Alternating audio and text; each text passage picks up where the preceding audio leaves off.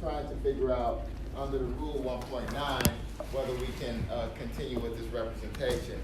And we made a number of points. It's not the same issue, of course, under 1.9, but certainly substantially related because we were talking about fluorocarbons when we helped NCC apply for the FDA application. And there are a number of things surrounding these facts that sort of make this factual situation complex. NCC probably is not going to consent, of course. NCC is a former client. We have Max Friedberg, but he passed away. But you also have to note that if he were still with the firm, he could not represent the state against NCC because the matters are substantially related. And that introduces us to the concept of imputation. So we are all in here one lawyer for purposes of conflicts. Then we ask the question, what kind of confidences would a lawyer ordinarily have learned in this particular situation? Again, we don't have a lawyer moving from one firm to another where we need actual knowledge of the information.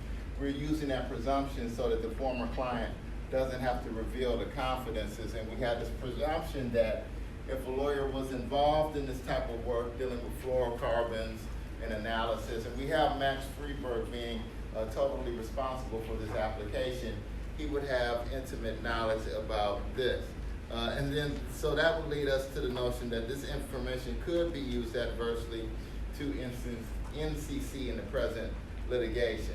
Now, what complicates this is it's 20 years later, but that really shouldn't impact our decision. I mean, you just can't say automatically 20 years has passed and that means everything is fine. Another wrinkle to this problem was that NCC's waste treatment research was not public knowledge, and there's the question of whether or not this research is obsolete or not now. And then there's also the question is, if someone leaves the firm, does the conflict leave with them? Now, if Max Friedberg had left this firm and there was no one else there who had confidential information or any other type of information that could be used against the former client NCC, then we're home free. But you know, under imputation, Rule 1.110B, you're talking about someone leaving the firm, and then you ask the question, is someone still at that firm who has that confidential information? So notice this in the fact pattern. While Friedberg is no longer associated with the firm, there is indeed an attorney remaining at the firm who may have information. Now, the facts sort of make it murky. She was a first-year associate working on this. She does remember a little bit of the facts. Now she is a senior partner dealing in another area of law. But what she does remember is something interesting, that there was some disagreement about compliance issues within the company, and that's interesting. So just because she says she can't remember isn't relevant in terms of us analyzing this conflict. We're looking at the type of information that an attorney in this line of work would have normally obtained in the representation. So the fact that she says she doesn't remember is irrelevant. And so I said in the real case, this was a state of Minnesota against 3M, Minnesota Manufacturing Mining. They make the Post-its and tape and Scotch Guard for couches, all that stuff anyway. So, but they were dumping fluorocarbons into the river, and 3M sues for disqualification. The law firm was Covington and Burling. Now, the trial court disqualified Covington and Burling as violating Rule 1.9. You're doing something materially adverse to a former client based upon substantially related litigation matter. But then the Supreme Court of Minnesota remanded the case. It really asks two questions. Had the confidential information become public in 20 years? So some of you made that distinction. If everybody knows it, there's no confidence to keep secret. So did this confidential information become public? And then finally, did 3M waive its right to claim disqualification by waiting until Covington and Burling had done so much work? So courts look at that. Sometimes parties try to be very tactical and they'll just wait and wait and wait, and then when we get almost a motion to disqualify. And so that became a part of the analysis as well. Now, where we left off in our last class was on this other problem that we had set up, and that is on page 361, a brief consultation. And I think what we had done was we set up the facts, and we're going to figure out the arguments for disqualification of Hadley and Davis and against disqualification. And we're looking at really three rules at the same time. We're looking at 1.7, because there might be something currently that we are doing that conflicts with our formal representation. We're looking at formal representation, of course, and then we're looking at imputation.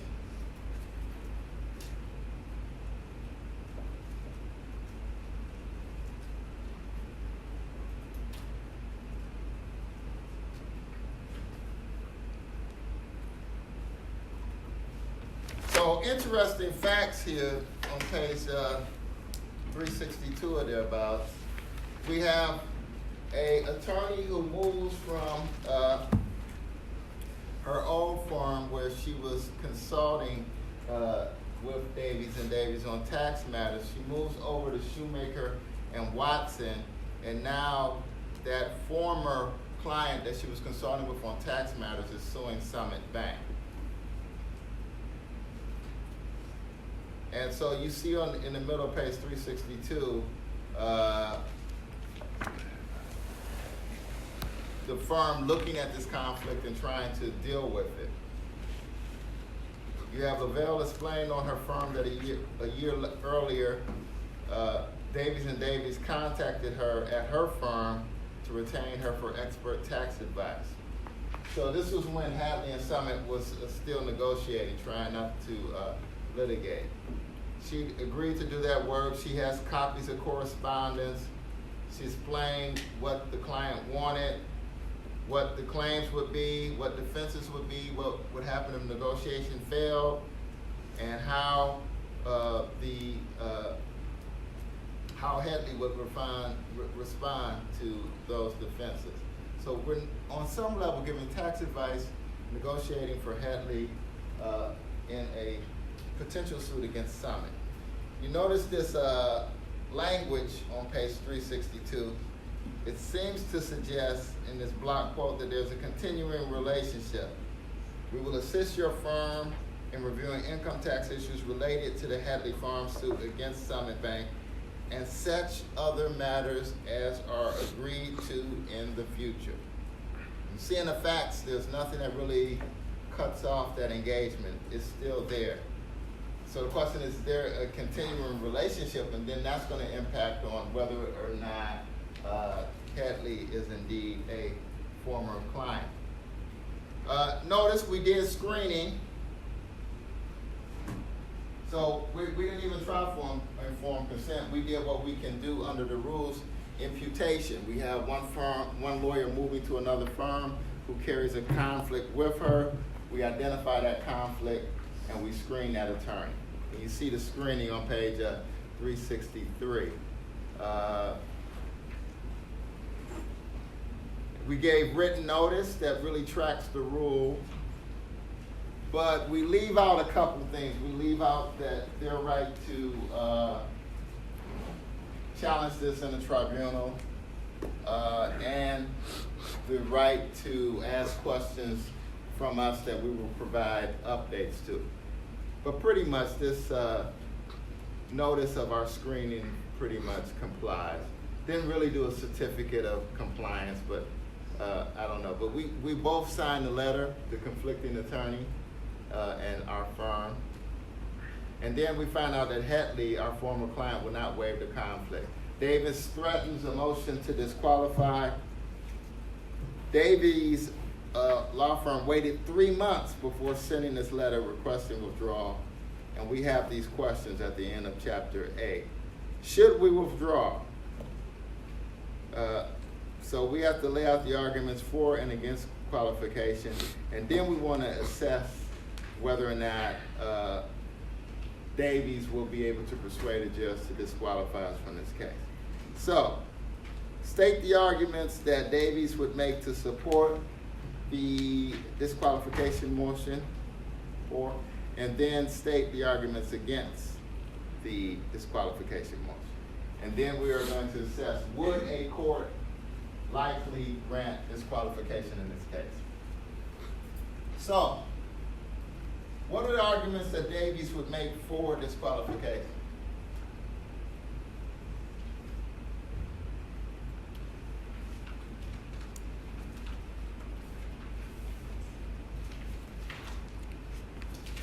Motion to disqualify should be granted.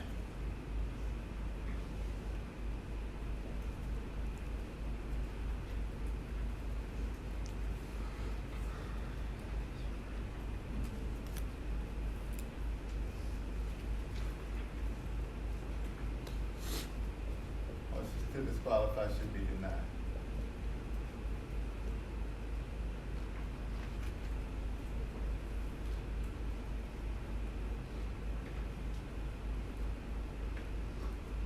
Okay.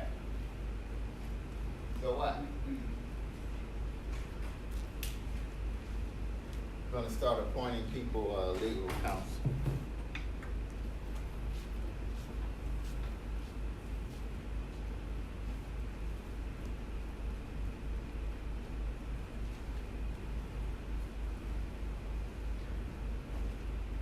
What do we think?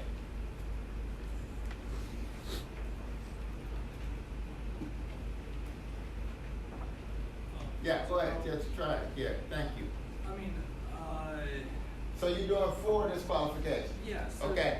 I think Davies would have a good argument, saying just the rule of imputed conflicts. Like if one lawyer in the firm has a conflict of interest with a former client, then all the lawyers in the firm have a conflict of interest. Because it's likely that, and I would use this in the argument, it's likely that other lawyers in the firm are going to discuss those matters with each other and have access to each other's files. The firm's going to need to involve multiple lawyers anyway. And, the client is entitled to the confidences that could be compromised with that conflicted lawyer at the firm. Okay. That's good. That's good. So, you know what I'm going to say now, right? Well, what about the screening? Then the screening, that's why we did all this screening.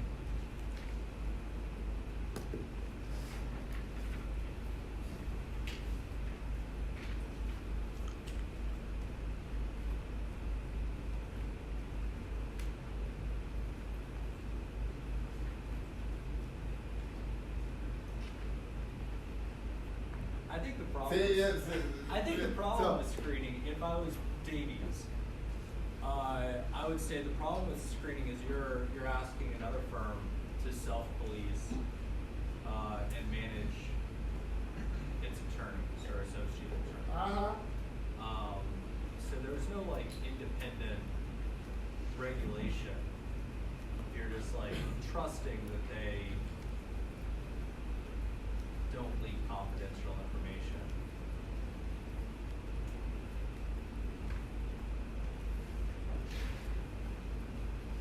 Yeah, but my response to that would be, that's why we have the rule, attorneys should be able to move between firms. If we interpret this rule literally and formalistically, we're gonna stop people from being able to have the attorneys of their choice. And that's why we have screening. And you wanna say the screen is ineffective, but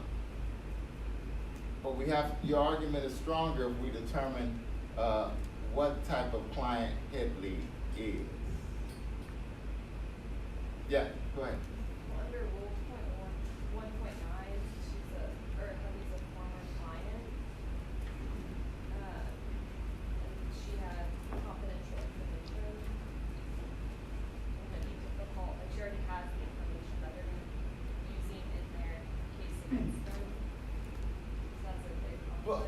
Yeah. But,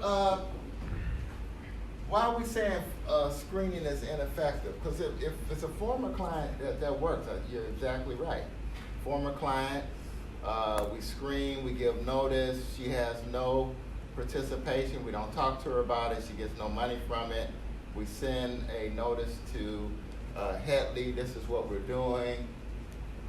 We didn't really do that on these facts, but we should. And then we send a certificate of compliance, and then we say, if you don't like this, you can go to the tribunal and contest this.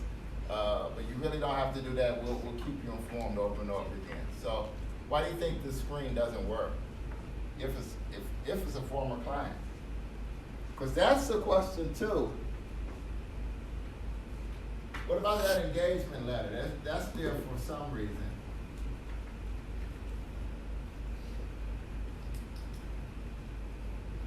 Engagement letter was the relationship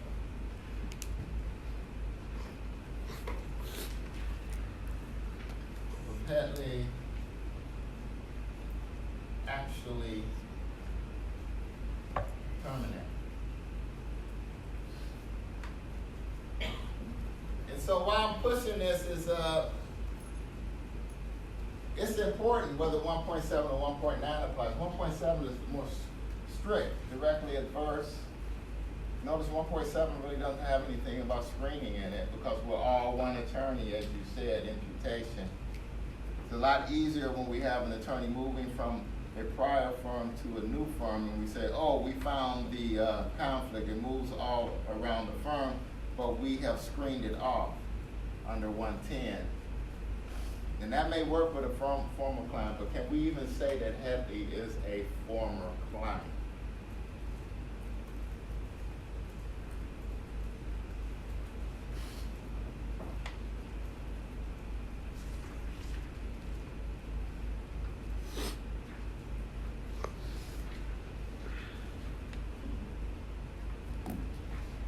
You know, another question you asked, did Lavelle withdraw?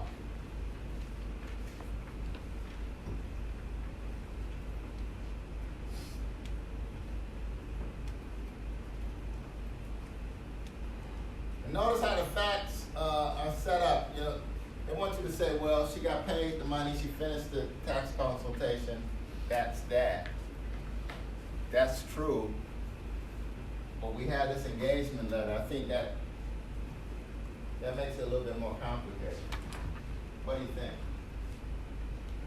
Yeah, that's right. Well, there's this specific language that says other matters agreed to in the future. Mhm. So we could put that towards her being a former client, Mhm. as far as there has not been another agreement to continued representation. Yeah, but there could be in the future, and have we closed that off? We haven't created it. You're saying you have to formally agree in order to have the matter to move forward. And I'm saying, can you say in this letter that it still remains open? I mean, they have to come together and agree, but are we still sort of waiting around for that time to come? And if so, does that mean that we're not really a former client, we're something else? What do you think?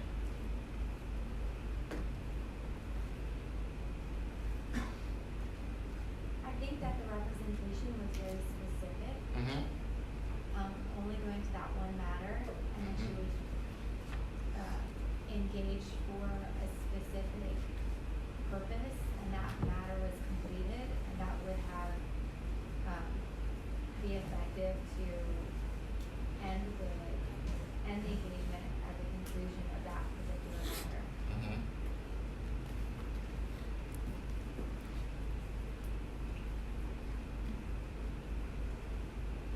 Could this letter be construed, even if we accept everything that you say, could this be construed as a continuing relationship in any way? Yeah, probably. Okay, so but that's murky. I think you make both our, I'll just put it murky up here. I'll say former client. Because another argument you can make is, even if Hadley is a former client,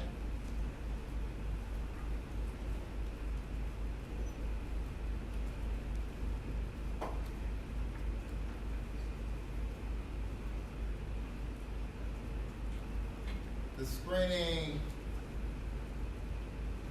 was incomplete and ineffective.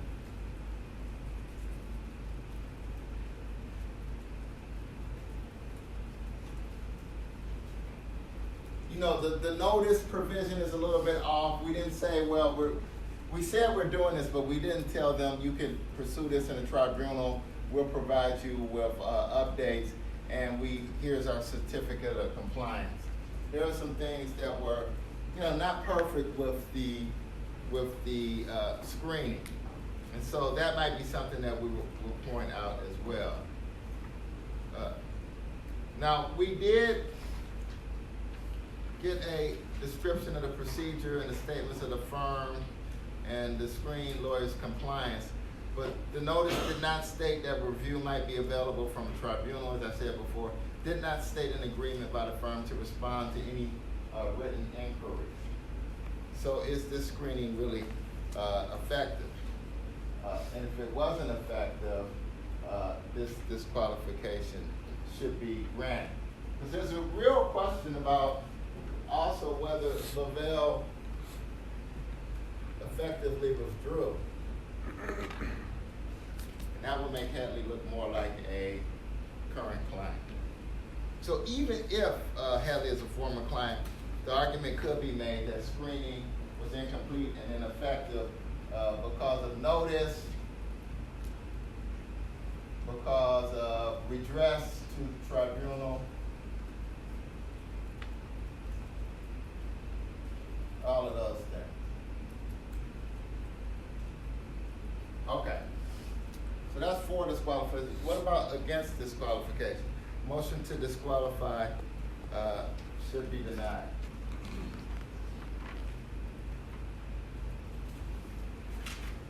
One thing we could say is that Lavelle was simply a tax consultant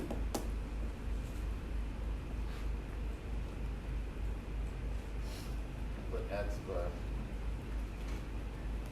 not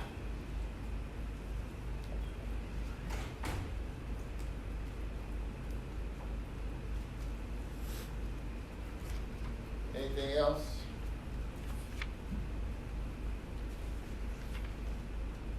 Hadley is a former client.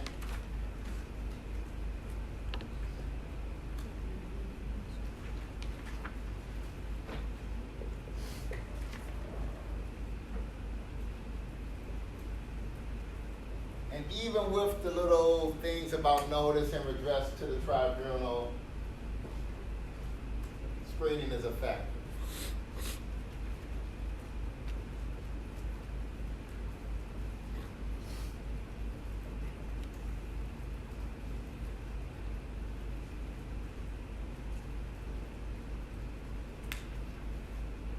And another strong argument, Summit Bank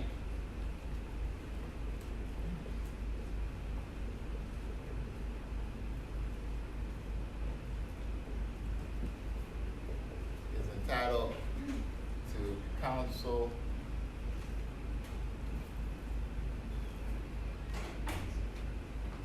of its choice.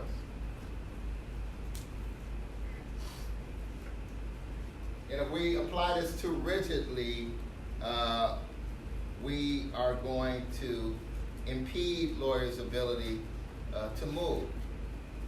And so notice this, in practice, that's why these comments are so important. So if you have to respond to this motion of disqualification, you can sort of look at the purpose of these rules. And if you look at lawyers moving between firms,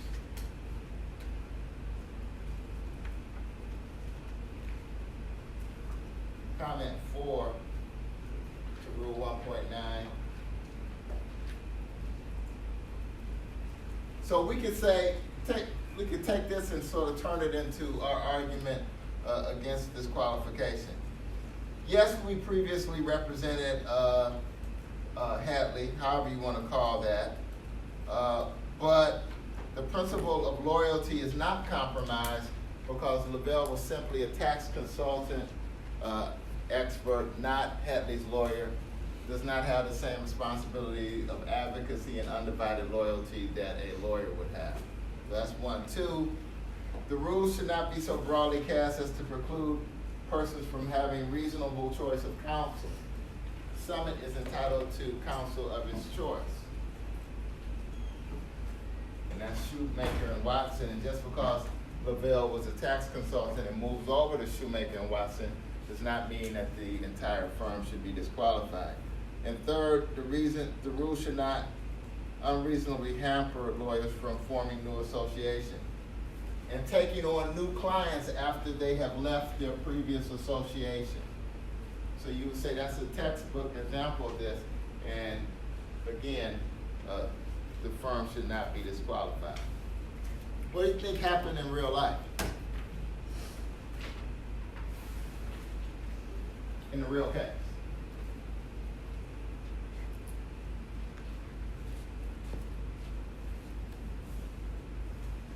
Initially, the trial court denied the motion to disqualify. It said even though the screening was not totally perfect, the screen was sufficient. So the trial court denied the motion to disqualify. But then the Supreme Court reversed and disqualified the bank's law firm. The court concluded that Hatley Farm was still a client of Lavelle's because Lavelle had not officially withdrew. She never really withdrew, the court said. Lavelle received confidential information from Davies, so you see in the facts all of this information on page 362 that she received. And the attorney-client relationship was not automatically terminated by her moving from her old firm, Lavelle, as a tax consultant, to Shoemaker and Watson. So that's interesting. Look on the box on page 365, that chart. That's a good summary of everything that we did, and particularly with the toxic waste case. So it's just sort of pinpointing when you use these rules. You don't have to know rule numbers for the exam or for the MPRE, but this is just telling you so you'll go back and review the rules and you know which rule applies to a particular situation. So remember, we started off with 1.9a. That's not in the chart. That's where everybody is in the same firm. There's been no movement, and we have to be concerned about something that we did previously impacting our current litigation or whatever matter we're on. In other words, something that we're doing currently doesn't undermine or undo something that we did in the past, former representation. But there's no movement there. We're all in the same firm, and maybe we did some work for NBC 5 years ago, and now we want to do some work on Netflix, and we want to develop a new sitcom based upon this new model or something.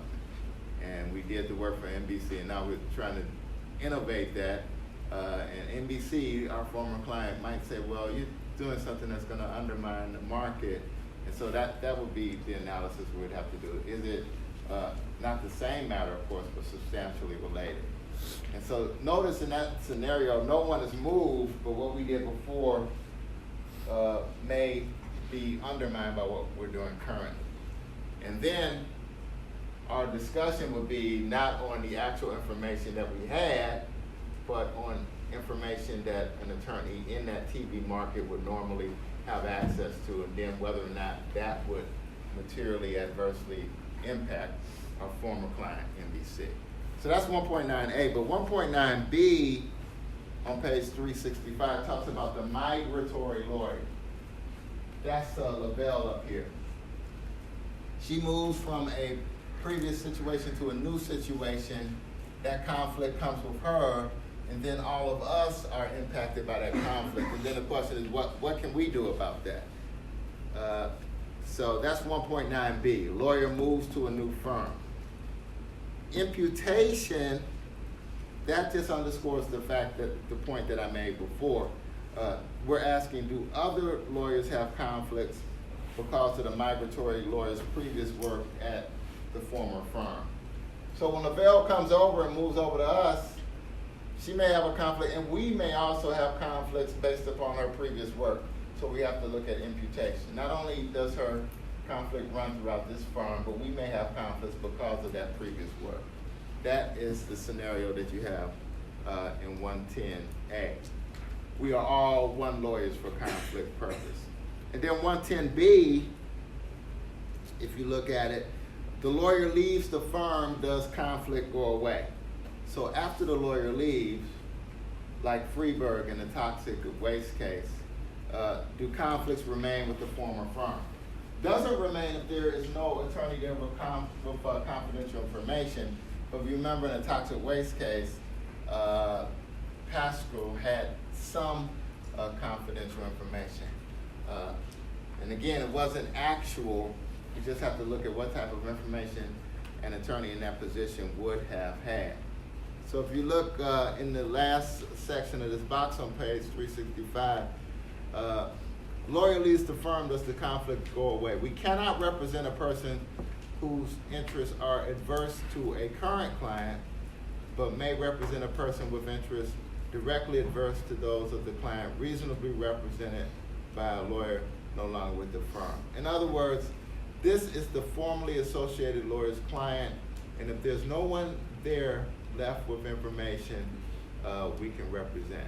In toxic waste, we couldn't because there was some indication that Pascal may have that information. So if you ever have this scenario, you are analyzing that under 1.10B. A lawyer remaining with the firm, does that mean that the conflict stays there after the former attorney has left? Who else at the firm could have information even though this attorney leaves? So don't automatically assume that just because the attorney leaves the firm that the conflict goes away. And if you look at comment 5 to 110B,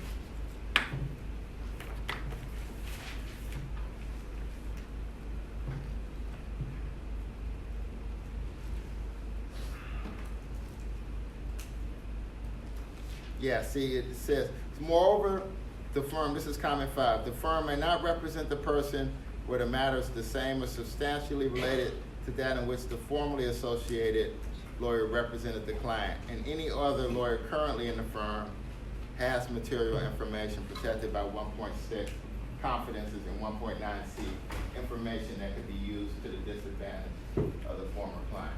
So that was the toxic waste. Adam Freeberg dies, and the facts want you to say, well, it's over with now. It's 20 years old, he passes away, he takes all the information with him, but we still have someone who worked on that matter and may have access to that information. And so the conflict could still exist. That's what 110B does. After the lawyer leaves, do the conflicts remain at the former firm? Okay, good. So that's former representation.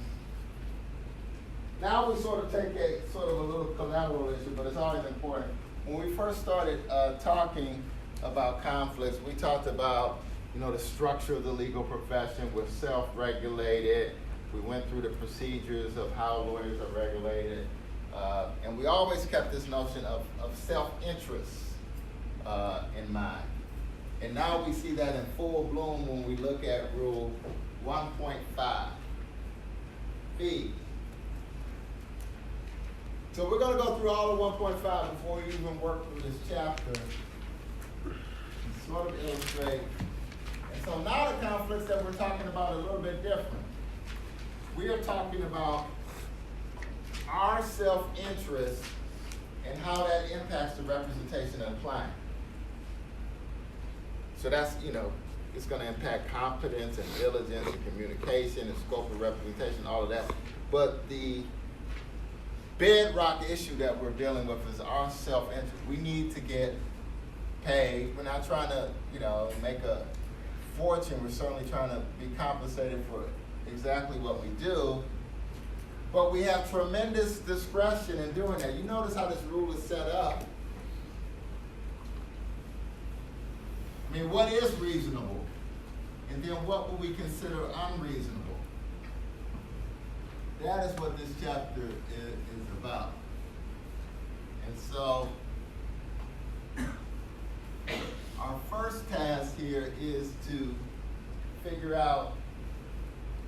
how 1.5 works.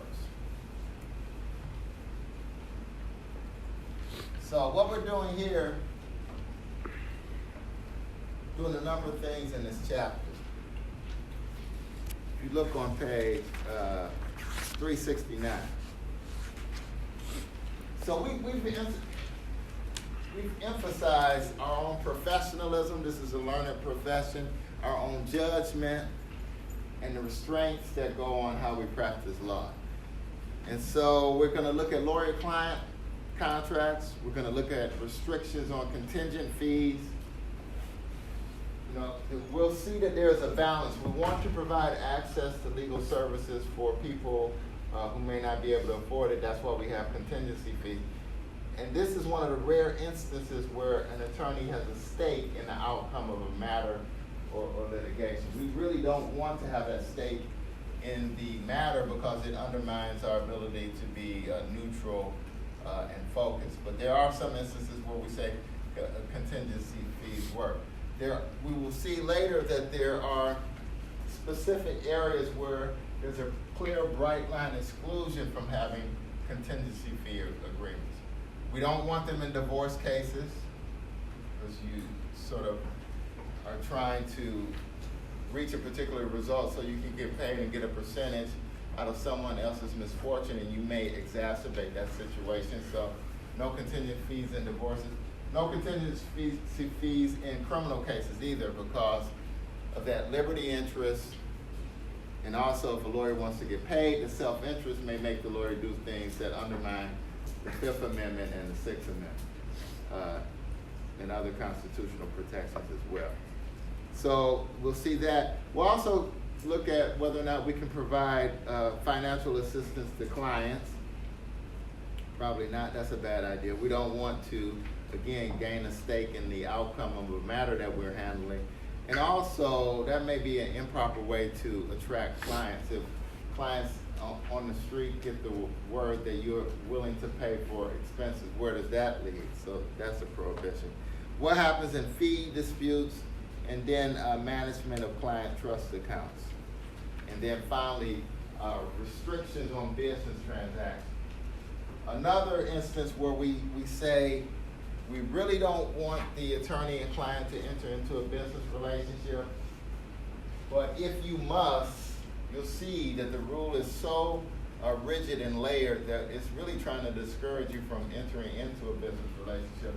But if you do, you need 3 writings, and we'll talk about that under Rule 1.8. So, look at page, 371, reasonable fees. How does this rule work? 1.5, 1.5A.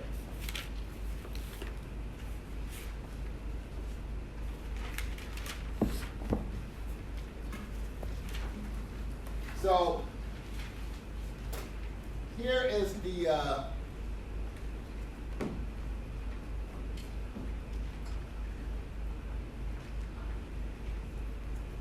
here's the preamble to this rule. 1.5A. A lawyer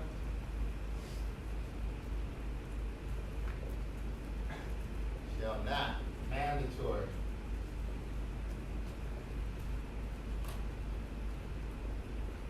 make an agreement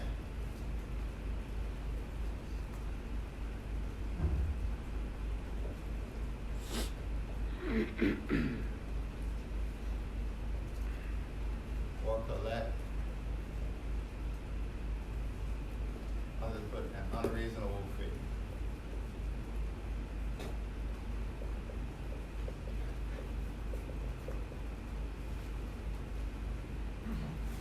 Or an unreasonable amount for expenses. So we have tremendous discretion, but we have to make sure we do not make an agreement for, charge, or collect an unreasonable fee. But the question is, does the rule give us a definition? What is an unreasonable fee? What is an unreasonable fee? How do we know? By the surrounding circumstances, right? Okay, how do you get that from surrounding circumstances? How do you? So maybe what the custom is for that type of work, like custom charge or something. If you got to do extra, something about the client, you know, maybe the client's, I don't want to say pay grade, but their status or something, their company if they're a person. Okay, so tell me, that's good. Where are you getting that standard from? From the community and from No, other legal from practice. like the rule itself, Oh. 1.5. I just feel like it's open, so it just says unreasonable, but there's such a range See, that, that allows you to. go ahead. I don't have much to say. That allows you to just deal in different work, and then you know it kind of accounts for change in prices over time. So Okay. by so leaving let it me- open. Be very careful now. So let's say you start your own mid-sized firm downtown. You have rent to pay and all of this. You get, let's say you do general business transactions, and you don't check the community standards or anything. You just say, well, for this type of transaction, this contract, I always charge $5,000. Now, what about that? Is Well, that so- how? So you could be And, under. and then I could say, well, using your argument, I could say, well, that's not unreasonable. I have a lot of work to do. I need to sort of research the field, take my time, and so it usually evens out to about $5,000, and that's what I'll charge. So what? Well, so if I ran a taxi or something for $5 like trips, I charge $80. I think it'd be unreasonable. So I should know, right? I should try and get a feel of it and research. I think it's on the lawyer to research it. Yeah. You should know. Gotta be careful. Okay, that's good. Go, Ms. Hunt. The rules do give you some factors that you're supposed to sort of take to like Okay. calculate it based on like the amount of time you need to put it in case. Okay, so good. So how would you deal with the sort of hypo I was posing to Mr. Johnson Cantu that we have to be able to assess what is reasonable and unreasonable. That's the tension in the rule. It gives us a lot of discretion, and you say we should know, but then how do we know and apply this rule? Go ahead. By using those factors that you Okay. brought up, that's how you assess what's reasonable and what's unreasonable. It's So- those factors to consider. So notice one factor I brought up. So this really, I don't know. This is really interesting. So, like this first factor, time and labor required. I could just say, well, this is going to take me a lot of time. It's going to take me away from some other things I'm doing. I'm going to have to spend a whole afternoon maybe researching this. Then I'm going to have to draft it over the weekend. That feels like $5,000 to me. So what about that? That's one of the problems with the rule itself is that it is so open-ended which means it's very subjective. And so that means that in order for the lawyer to protect himself and get as close to objectivity as the lawyer can, she has to look at more than one factor. So, time and labor, that's good.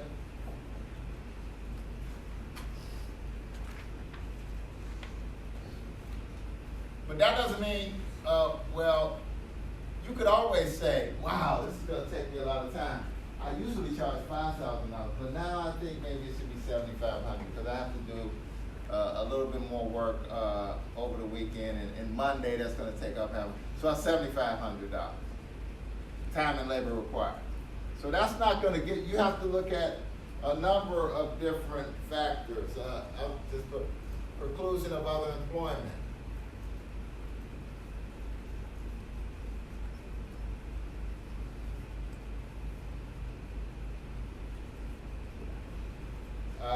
Now this is a good one. This you sort of intimated this. The fee customarily charged.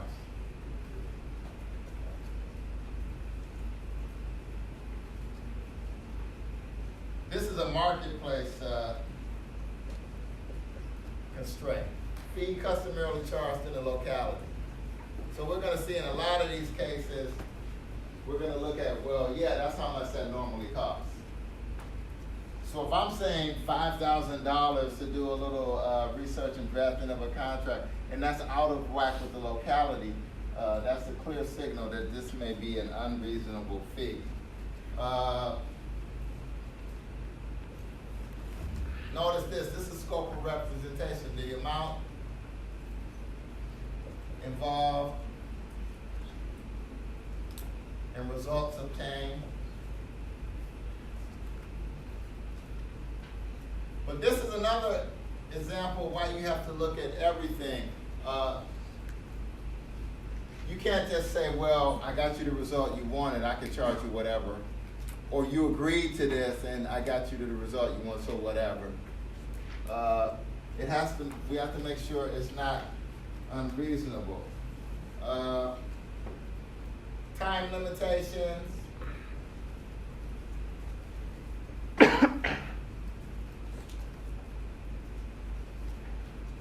Relationship with the client.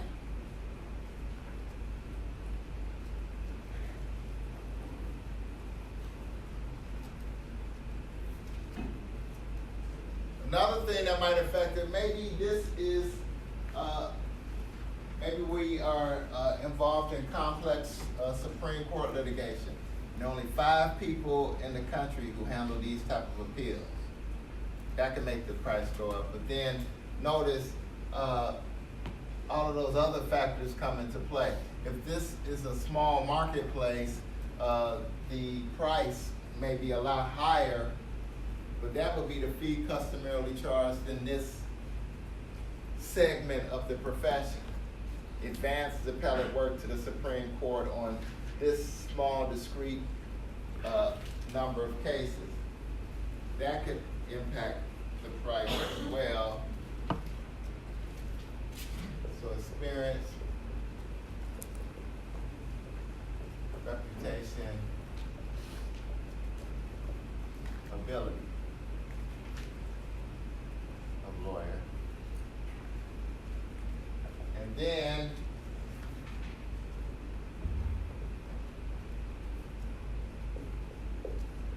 fixed or contingent fee.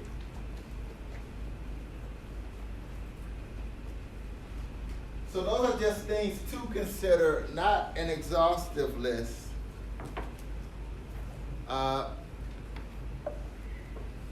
Notice this, so that shows us how much flexibility we have in actually setting the fee. We look at all of these factors, not in isolation, but as part of our mix.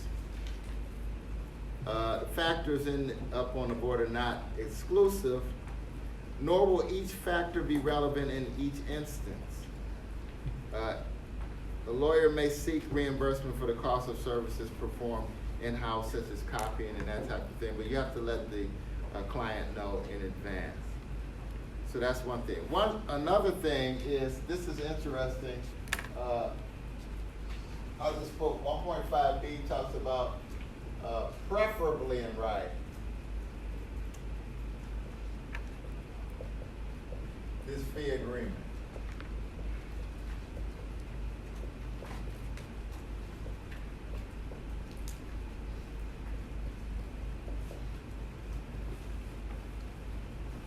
So, that tells us we have some flexibility in whether or not we even want to put this into a writing.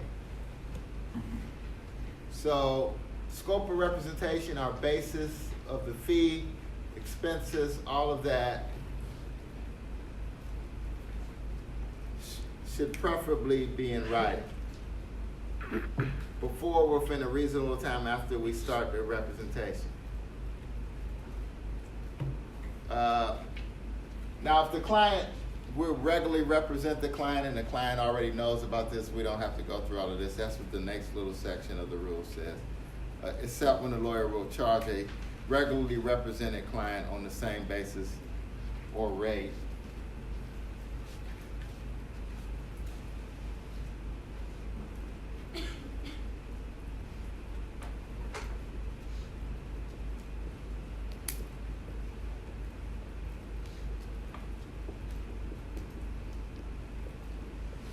So preferably in writing, but notice this, any change in the basis or rate of the fee or expenses shall also be communicated to the client. Doesn't specify in writing or not. So you have to be careful with that, just unilaterally changing how much you're charging for fees. That could be a problem as well. What does it say about contingency fees? I want you to sort of point that out to me in this rule.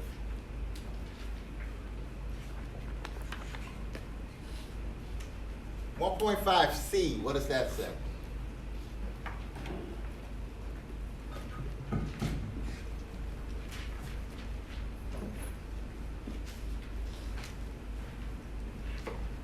So we can have contingency fees, that's what letter C says, except those that are prohibited in letter D, and we'll get to that in a minute.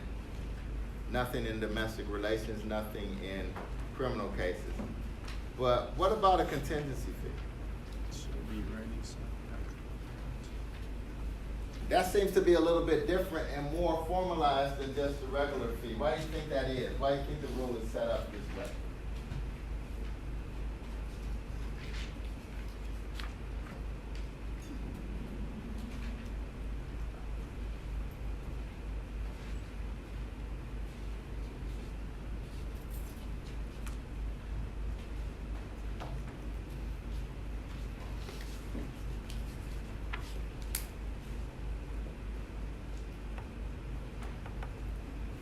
Contingency fee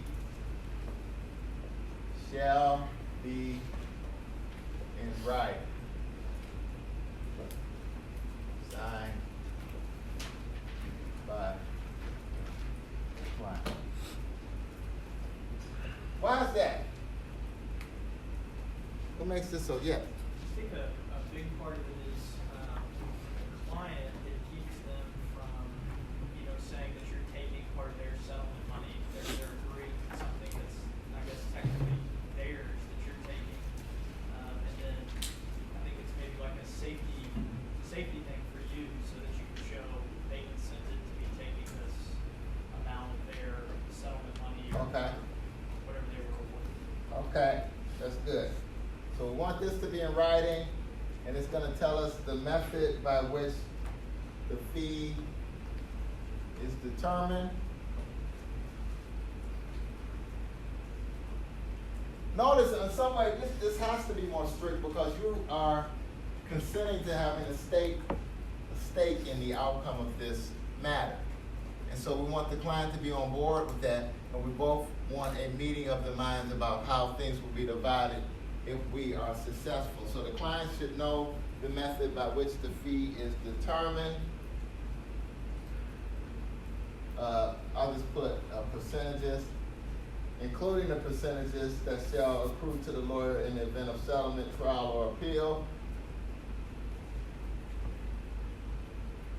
Litigation and other expenses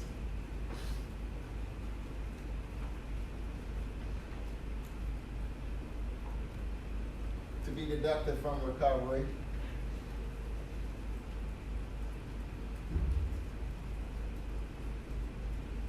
Because notice that's going to impact the recovery itself.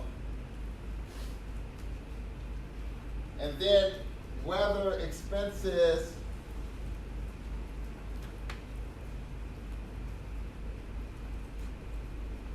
will be deducted before or after the contingent fee is calculated.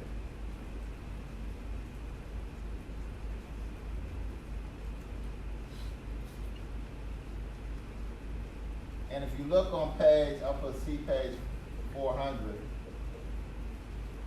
If you look on page 400 of the text, you'll see that it matters whether the expenses are deducted before or after the contingency fee is calculated, because this is why we want the client's agreement to this distribution.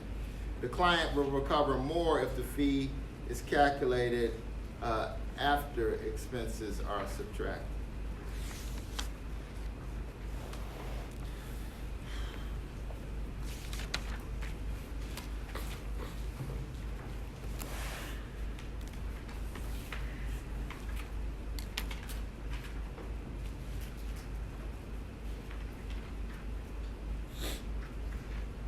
Yeah, you see that on page 400. So the client receives more if expenses are deducted after the lawyer's fee is calculated. After expenses, the client recovers more.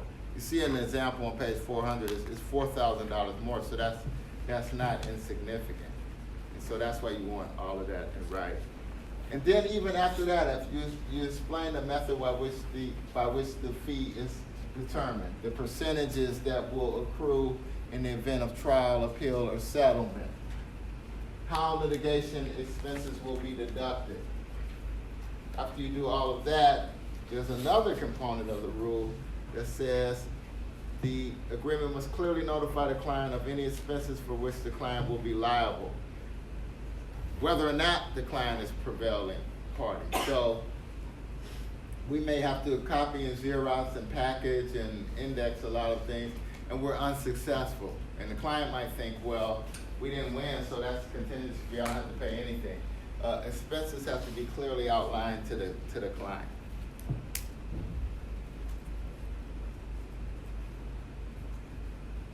So those are expenses.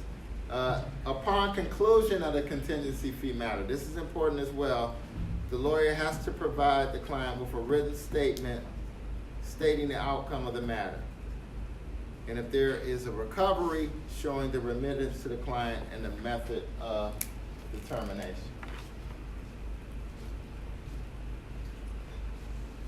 I'll just put expenses, even if unsuccessful,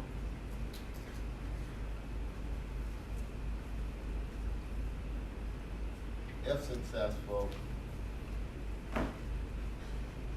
remittance,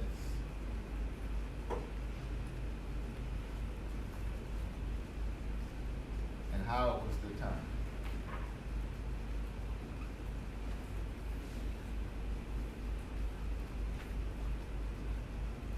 So again, this is a rare instance where a lawyer has a stake in the outcome. And so we want client agreement on all of these things. Now, there's a clear, bright line exclusion under 1.5D. Lawyers shall not enter into an agreement, contingency fee agreement, in a domestic relations matter. So notice that would be like contingent on securing a divorce, and you might do anything in order to secure that divorce in order to get payment. So that's the lawyer's self-interest against the client. So we prohibit contingency fees there. Same thing for a criminal case. And then finally, a division of fees. We don't want lawyers just sort of referring matters here and there. Notice there is some level of responsibility in that particular situation. You look at 1.5A. We can divide fees between lawyers not in the same firm. You know, that may be a referring lawyer to a lawyer with expertise in a particular field, provides representation, but notice the requirements under 1.5A. The division has to be in proportion to the services performed by each lawyer, or if it's not proportionate, each lawyer assumes joint responsibility for the representation. So that's ongoing. The client has to agree to that arrangement, so the client has to actually know this representation, including the share and what the lawyer will receive. And that agreement has to be confirmed in writing, and the total fee has to be reasonable.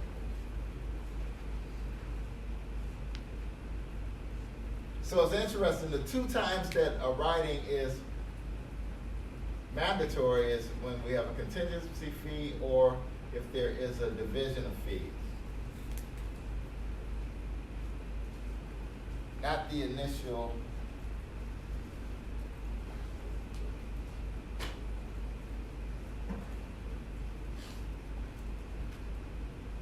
no contingency,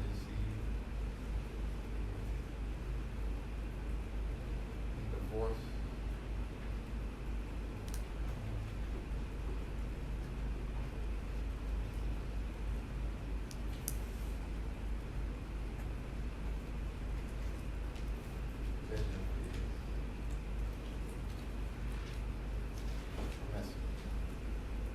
Okay, so that's 1.5. But we still don't have a good answer about what is reasonable or not. So you're not going to get a good answer. Not gonna get a good answer. Okay, so that leads me to this. This is good. So look on page 373. How do you deal with these? Unreasonable fees, an example. So there's no definition in the rule, as you point out. But how do you explain some of these cases? Like,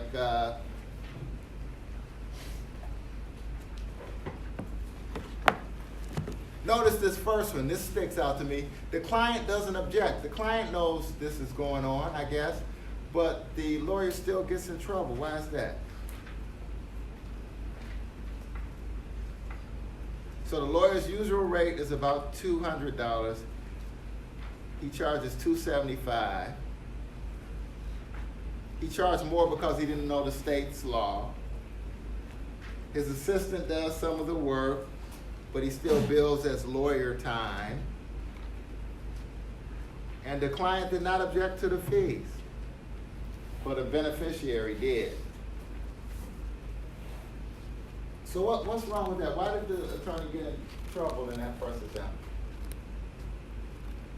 Yeah, Ms. Harper, why did he get in trouble? Okay, so he charged $25 more than he usually does. Yeah, $75 more. Yeah.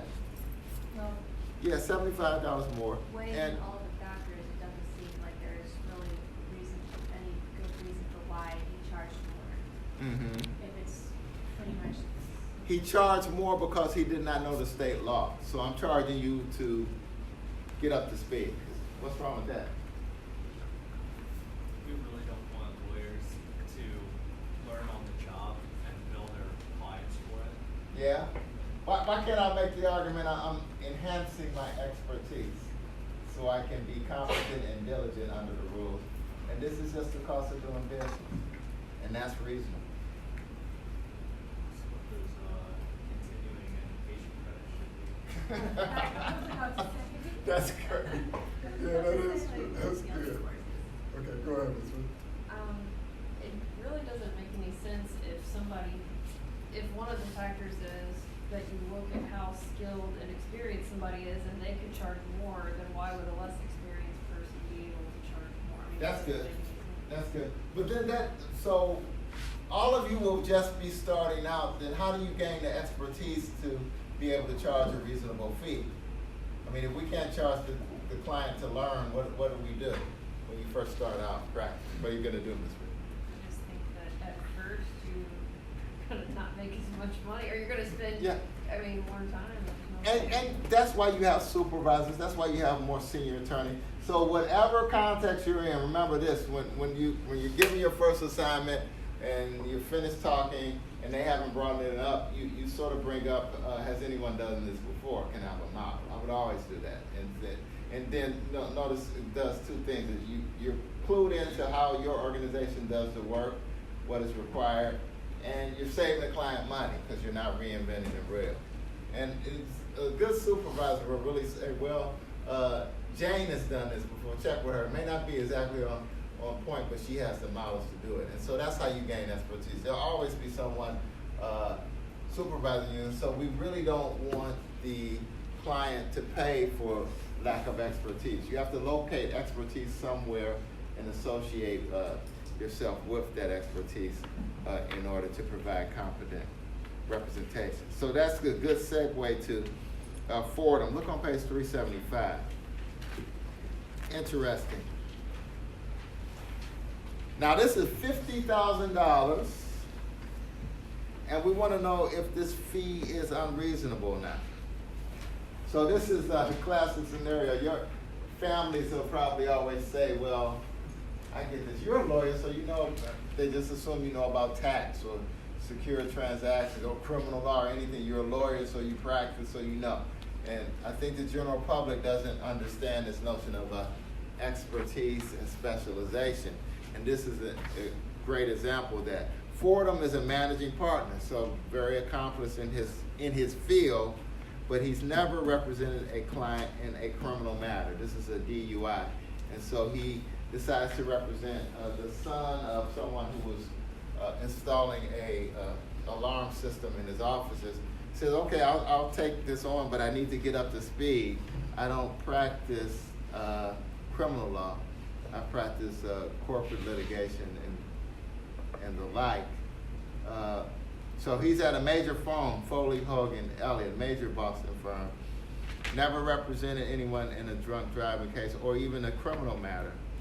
But he spends lots and lots of time, does the necessary work, introduces a novel theory, and gets his client acquitted. This is on page 376. And you see a series of bills. Now, this is a older case. You know, billing isn't done like that anymore, and clients won't stand for it anymore. They want particularized notations of what you did. It's no longer services rendered or for work completed on. They want to know what you did. And so he sort of took the cursory approach, just offering a series of bills, totaling $50,000 for 227 hours of work, 2/3 of which was performed by Fordham himself. The usual charge for this type of matter is less than $10,000. And he also did something, a retroactive increase of the fees. One of the bills included a $5,000 retroactive increase. And it doesn't seem like there was any notice or anything. This was just built into the bill. So that's another inappropriate thing. So notwithstanding the novel theory and results, was this fee reasonable? The court concludes, yeah, the fee was unreasonable. Fee was unreasonable. And this attorney was publicly censured. Now everyone knows, there's no doubt he was diligent. No one doubts that. Got a great result. But the fee was nevertheless unreasonable. Why was the $50,000 unreasonable?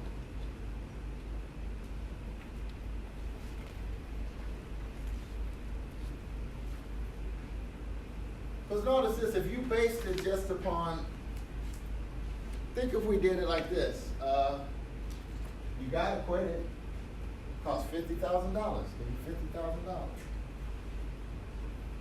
$50,000. But even with all of that, the court says that this is unreasonable. What made this unreasonable?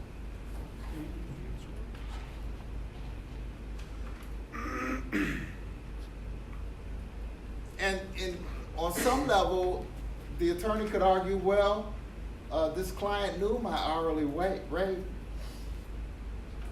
$200 an hour. But the client didn't know that the attorney would spend almost 300 hours on this. That's the thing he didn't know. Ms. Harper, go ahead. It seems like, to me at least, one of the big clues is that most cases like this are, the total cost is generally less than $10,000, whereas Yes. this one is $50,000. 5 times more, yeah. And then also, the way it was billed, like, what exactly was that time spent on? Because the attorney himself said, well, I need to get caught up with the law, I don't usually handle criminal matters. So how much of that time, of that billed time was spent doing actual research, how much time was spent drafting documents, how much time was spent, like, actually doing the prep work? Right. And is that actually what it's billed? And is it billable if we are paying for the attorneys getting up to speed or learning this area of law? Now you could say, well, the client knew that the attorney didn't have this expertise. That's what the client signed up for. But the court probably would say the client didn't sign up for $50,000 worth of education on the job, even if we get the appropriate result. But there's something else. What about this? In the facts, the client signs a promissory note for these fees. What about that? Isn't that informed consent? And then if that's so, how is this unreasonable if the client signed for it?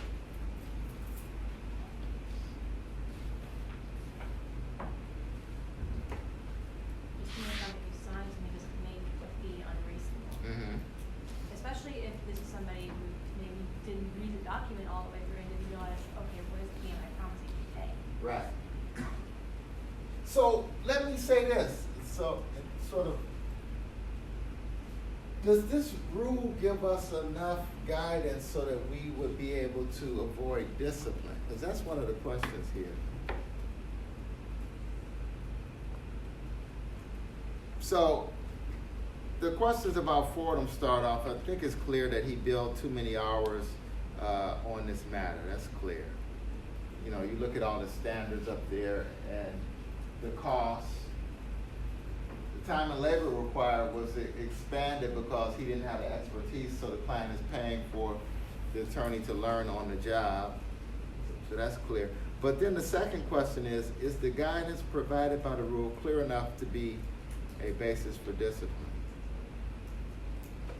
Under 1.5. Because 1.5 gives us discretion, but it also doesn't give us much guidance in terms of avoiding discipline. So that's a problem. I don't think there's an answer to that. Look at number 6 on page 378. Now notice this number 6 is in there that question number 6 is in there to draw a contrast. So Fordham, we have a client who's fairly sophisticated, but we say that this is still an unreasonable fee because the client is paying for the attorney's education on the job. We don't want that. So now we have sort of a higher level client sort of negotiating for this type of representation. I mean, the state says we need you to represent us against the tobacco companies, and the tobacco companies have a record of 800 to 0. They've never lost a case. And so the only way that the state can keep up is to enlist the services of this firm. And they agree to 25% of damages if the state wins. There's 100 lawyers on the case. There's no certainty that those lawyers will ever be paid. The state agrees to these terms in writing. And eventually, the state wins an $8.3 billion settlement from the tobacco companies. And so the law firm says, we signed up for 25%. Where is our $2 billion? If the firms had charged per hour, it would have just been $20 million. But given the uncertainty and the fact that the tobacco companies had never lost, that the state agreed to this contingency fee of 25%. 25% of $8 billion is $2 billion. And the firm says, where's our $2 billion? What about that? We just said that 50,000 was unreasonable. Is $2 billion unreasonable if the state agrees to it? That's fine. Go ahead. I didn't think it was unreasonable because I think one point we haven't been on yet is whether or not the case precludes other employment. And here you've got like 100 attorneys that are locked up for months and months without making other employment opportunities. And the other case, Well, see, this wasn't a small firm, though. This is a major, international. So, 100 lawyers. There might be 1,000 lawyers at the firm. But you're right. Those 100 lawyers cannot do what they normally would do because they're focused on this case. That's right. Go ahead. Yeah, that's what I was going to say. And in the previous case, we didn't need to use 227 hours on Right. July. That's good. You could have had other opportunities to make that work somewhere else. Yeah. But government is funny. The taxpayers are going to be kind of, they already have a sort of skeptical view of lawyers, and now we want $2 billion. So the government sort of got nervous about that and said, well, we can't give you $200 billion. We'll give you $775 million. That's a lot of money. I mean, almost to $1 billion.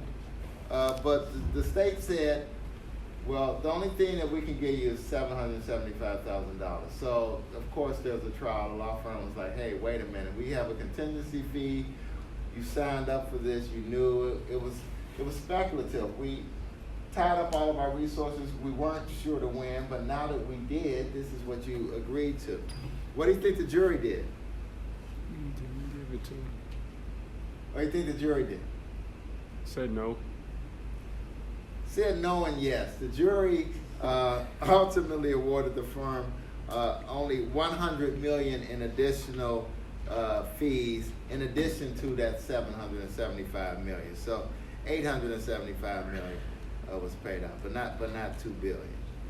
And, you know, is that even reasonable if you compare that to the $20 million that they would have made hourly rate?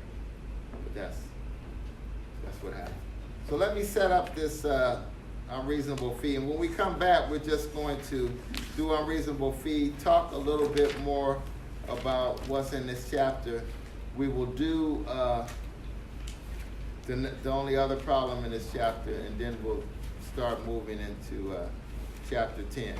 Most of chapter 9 just talks about the different type of fees, so we'll talk about that. But let me set up an unreasonable fee. So we have a situation where repairs are made and a tenant is not really satisfied. She hires a lawyer, Colin Horlick, to settle a dispute with a landlord, responsible for the cost of cleanup and renovation during a flood in a luxury apartment. Landlord had refused to cover the repairs. Ingrid paid $70,000 to have the work done on her own. Colin told Ingrid that his rate was $250 per hour, this attorney. She agrees. They meet only once after their initial interview, and the meeting occurred several months after she retained him. So in the meeting, she described what he's done so far, and he told her that he had already put in 88 hours, but did not specify the size of her bill up to that point. That's a problem. He explained that there's still much work to do. We're making some progress. She says to him, keep going and get that guy. So the attorney pursues this matter vigorously, devoting so much time to the matter that his bills to Ingrid, his client, total $45,000. So keep in mind, $45 of litigation expenses on a $70,000 claim. So the attorney spent many hours on research about the landlord's responsibility, more time on fact investigation, interviewed many clients to determine if they had any problems with the landlord covering costs. And then he persuades the landlord's lawyer to participate in mediation. So this is another process which takes many hours, but produced no settlement. So eventually Colin files a lawsuit and deposes the lawyer and the landlord's accountant. When Ingrid gets this bill from Colin, she is aghast. And she comes to consult us as professional responsibility attorneys about whether or not this bill was excessive. Ingrid points out to you that even if she ultimately collected the full $70,000 for the work that she had done that the landlord refused to do, she would have spent most of that amount on legal fees to obtain the recovery.